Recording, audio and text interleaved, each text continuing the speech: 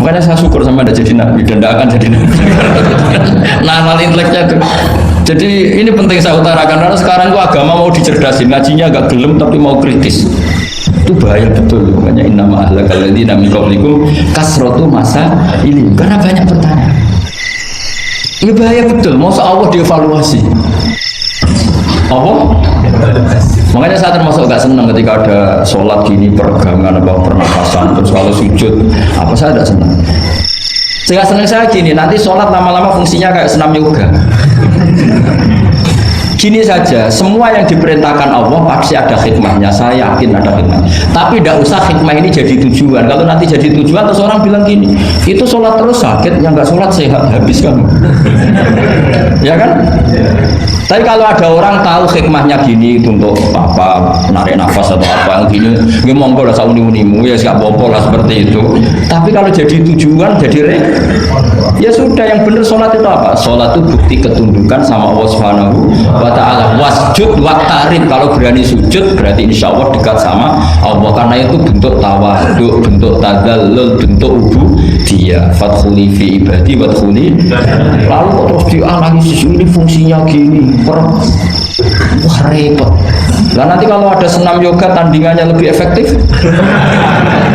saya jantungan sujud kok nggak ngefek, tapi setelah ikut yoga kok ngefek. Saya loh ya, orang boleh nggak berpendapat sependapat sama saya, tapi kalau nggak sependapat keterlaluan, yakin. Karena dari saya jelas yang namanya wasjud ya Pak, udah ada di hadis di Quran, wasjud wa tashu, atau sujud dan kamu menjadi nggak ada yang ada ya wasjud. Saya kira demikian. Assalamualaikum warahmatullahi wabarakatuh. Apa langsung selesai aja? Ya. Masalah keimanan. Tanya apa ngeluh? Kalau tanya boleh ya gimana? Masalah keimanan tentang qada dan qadar. Oh iya. Kalau qada dan qadar itu kita sudah ditentukan oleh Allah, kenapa masih dimintai pertanggungjawaban? Tidak. Oh iya. Betul.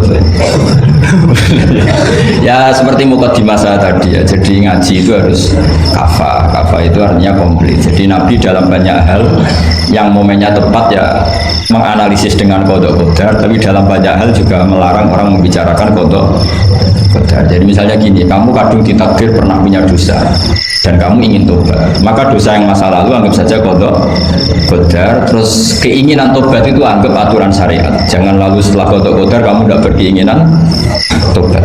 Ini penting saya utarakan karena Nabi itu menghentikan pasti dua kali. Saya jamin di setiap konteks sosial Nabi pasti menghentikan dua kali. Dua kali itu dua solusi. Nabi pernah ngendikan idza dzikiral qadar fa'amsiku wa idza dzikra ashabi fa'amsiku. Jika umatku telah menjustifikasi qada dan qadar fa'amsiku, kamu jangan ikut-ikut. Karena nanti akan yang zina enggak apa-apa, saya sudah qada qadar, yang maling ya enggak apa-apa karena sudah qada. Wah bahaya, bisa hancur syariat kalau seperti itu. Tapi ada banyak hal yang Nabi mengisnadkan itu ke qada qadar. Kayak cerita Nabi Musa dan Nabi Adam. Ada kan di hadis Sahih itu jelas. Ini dengerin, ini betul di hadis Sahih. Nabi Musa itu saking Israelnya, memang beliau orang apa? Pertama, semua Nabi kan pasti alami diangkat ke alam roh. Nabi loh ya, ada sampean Nabi. Sampean tidak usah ambisi begitu, Nabi ini. Ketika beliau diangkat di alam roh itu ketemu Nabi Adam. Padahal Nabi Adam kan Abul Basar, tokoh utama ada.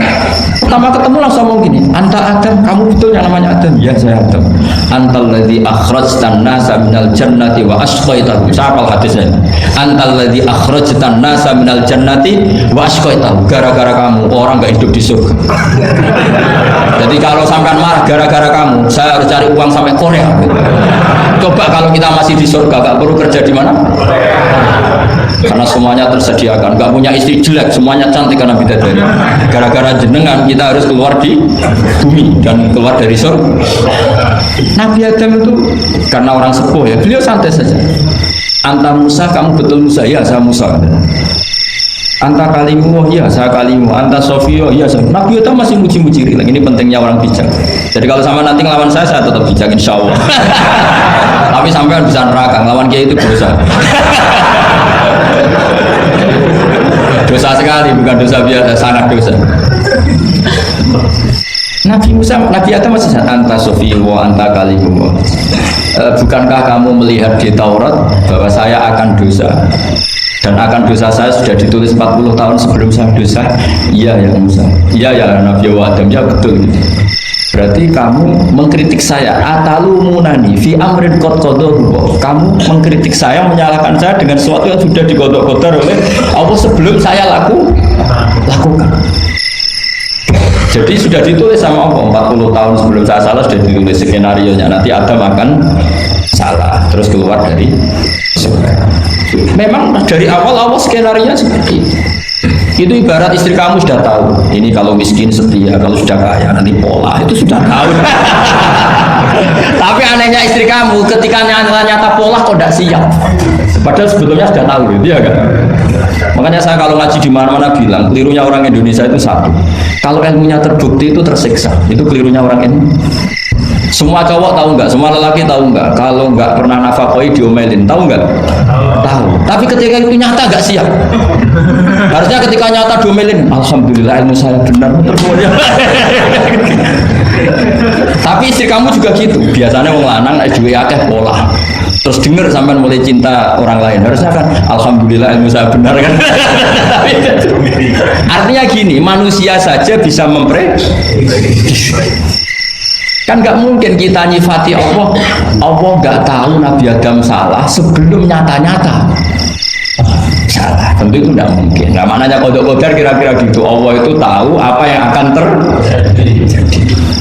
Tapi tetap saja ini nggak boleh dipakai justifikasi untuk maksiat. Makanya jelas aturan Quran, saya mohon kamu nggak boleh salah.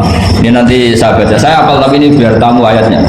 Itu ayatnya kan ma asoba musibatin fil ardi wala fi anfusikum illa fi kitabim min qabli an nabraha inna dzalika 'ala Allahi yasir likai la ta'sau 'ala ma fatakum wala tafrahu bima atakum. Jadi apa yang mengenai kamu di bumi maupun ada pada diri kamu, anggap saja itu, yakini saja sebagai qada qadar, supaya kamu tidak putus asa apa yang sudah terlewatkan dan tidak bangga dengan apa yang kamu udah.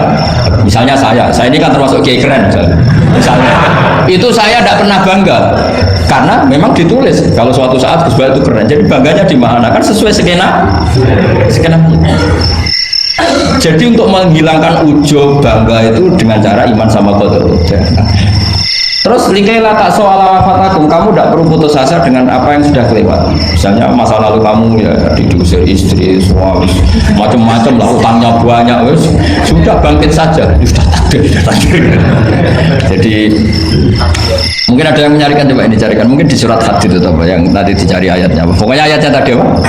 Ma asoba min musibatin fil ardi wala fi anfusikum apa? Illa fi kitabim min qabli an nabraha inna dzalika 'ala Allahi yasir likaila taksau 'ala ma fatakum wala tafrahu bima atakum. Jadi qada-qadar ditulis supaya kamu tidak putus asa menyesali apa yang sudah kelewat dan bangga umur terhadap apa yang kamu dapat. Jadi misalnya Pak Jokowi jadi presiden, untuk menghilangkan ujub ya memang sudah ditulis kalau akan jadi, ya biasa saja sesuai skenario. Ya sama seperti sampai suatu saat tua terus untukmu coplok terus dredeg kepleset tiba, soalnya harus senang saja. Zaman kamu muda juga sudah tahu kalau nanti akan seperti itu gitu. Jadi kalau itu terjadi ya sudah, memang akan seperti itu. Jadi ringan saja. Jadi ini pentingnya ngaji. Jadi sesuatu itu mudah sekali kalau dianalisis dengan ya cukup ya. Satu lagi aja jangan. Kalau nggak salah itu surat Hadid. Biar ditahukan suratnya. Diumumkan siapa? Surat apa? Hadid 22. Hadid 22 ya. Hadid 22. Berdiri aja Pak Bapak. Oh enggak. Oh ya enggak apa-apa, gimana? Assalamualaikum warahmatullahi wabarakatuh. Waalaikumsalam warahmatullahi wabarakatuh. Saya kehormatan sama Kiai. Ya. Sebenarnya saya baru kenal Kiai itu 3 minggu yang lalu lewat YouTube. Ya, ya. Ada yang kirim di FB saya, walaupun dengan komentar yang agak mirip lah. Iya, iya. Kalau nggak salah waktu itu Pak Kiai membahas masalah perang Khandaq Ya. yang mengatakan bahwa Nabi itu waktu itu satu saja tidak tahu apa-apa, tapi Iya. ada Salman dia menyampaikan ini Iya. komentarnya. Netizen tapi pertanyaan saya itu bukan itu Pak. Ya, gimana? Pertanyaan saya itu saya tertarik kenapa cara baca mushafnya itu ada rambut di Iya. Iya.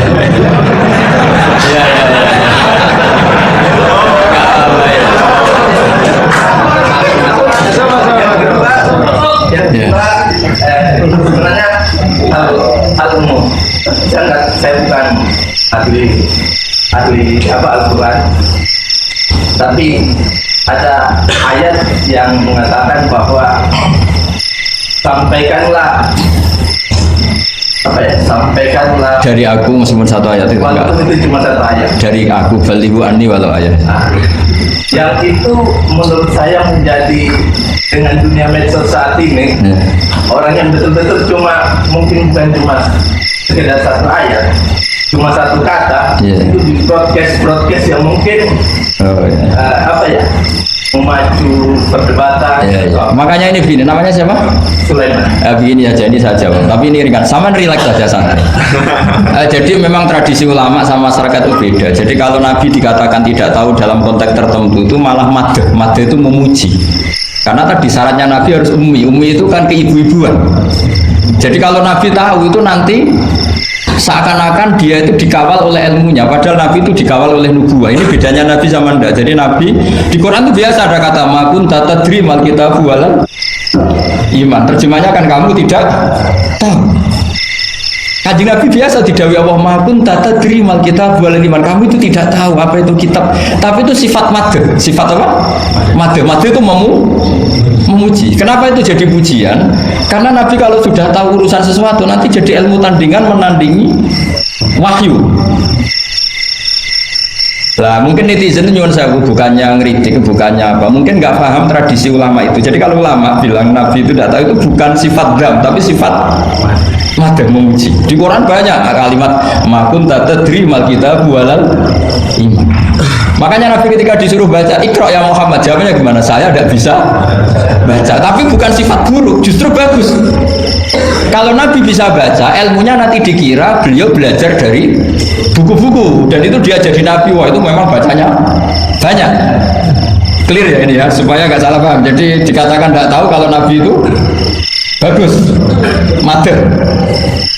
Nggak bisa baca juga madh, sifat pujian. Kalau kamu udah bisa baca, buruk sekali. Itu jelas. Ya kan, tahu semua kan, ketika Nabi disuruh baca bilang apa? Saya tidak bisa baca, tapi itu bagus. Karena semuanya biar karena wah. Ya, soal gaya peci saya ini Islam khas ya, khas ini. Nah, yang ini yang penting, yang pertanyaan sampean terakhir bali wa ani walau aja. Memang ini semenjak dunia medsos memang dengan tanda kutip agak kecelakaan, mengutip kutipan tokoh atau apa aja sepotong-potong itu bahaya. Bahayanya begini, itu bukan hanya karena yang ngendikan tokoh. Meskipun Quran kalau wakafnya salah itu ya bahaya. Coba misalnya begini, ada orang wakaf di depan orang yang paham bahasa Arab. Inna woha la yastahi, terus wakaf ya Pak. Terjemahnya gimana? Allah tidak punya rasa malu. Sehingga di ilmu Quran itu diaturkan ada wakaf yang haram, yaitu wakaf yang rusak makna. Harus diteruskan inna woha la yastahi ayyadriba masalam ma ba'u. Allah tidak malu di perumpamaan sekecil apapun makhluk itu. Misalnya buat perumpamaan dengan ya. Coba kalau bacanya satu ayat terpotong, inna woha la yastahi, Allah tidak. Bayangkan didengar orang yang paham bahasa Arab. Jadi problem kita adalah kadang ngutip ya gitu. Jadi apa ya tadi belum mendengarin kompletnya ngaji. Jadi kalau ada ulama bilang Nabi tidak tahu, itu sebenarnya madh itu ngelem karena memang begitu. Makanya Allah bilang makun tatadri mal kitab walal iman. Muhammad, kamu tidak tahu apa yang maknanya kitab, maknanya iman. Tapi nggak tahu ini untuk Nabi kelebihan, karena kalau Nabi tahu dulu berarti ilmunya sebagian diserap dari Taurat dan Injil, dari yang macam-macam. Makanya dulu orang kafir kalau ngeritik Nabi kan, walaqad na'lamu annahu yaquluna innama yu'allimuhu basar. Muhammad pinter macam pernah belajar. Terus Allah menjawab, Muhammad enggak pernah belajar, bahkan baca saja tidak. Jadi kalau Nabi dikatakan nggak bisa baca, nggak tahu itu madad. Saya ulang lagi untuk Nabi itu madad. Sehingga semua yang dilakukan Nabi in huwa illa wahyu yuha, semua hanya berdasar wahyu. Ini bedanya Nabi dengan selain Nabi. Makanya Nabi itu nggak pernah baca, nggak boleh memang. Karena tadi pasti ini jadi ilmu tandingan. Itu bahaya kalau untuk Nabi, supaya semuanya orisinal dari Allah. Nabi itu sama Allah dikosongkan, semuanya kosong. Semuanya dari ilmu yang diwahyukan oleh Allah Subhanahu wa Ta'ala, jelasnya. Jadi baliwani walau ayat itu saya mohon, maksudnya itu ayat itu bukan ayat satu Quran potongan, enggak. Ayat yang muhkamah, yang utuh. Tapi kalau satu potongan ya enggak boleh. Tadi misalnya dipotong apa, inna woha layak kan kayak. Makanya di bab ilmu tajwid kan diterangkan wa ba'da tajwidi kalil hurufi la budda min ma'rifatil wuqufi. Setelah kamu tahu tajwid ikhfa idhar idgham, kamu harus mengenal ilmu waqaf. Karena sekali salah waqaf itu ya gitu Mas Leman ya. Assalamualaikum warahmatullahi wabarakatuh.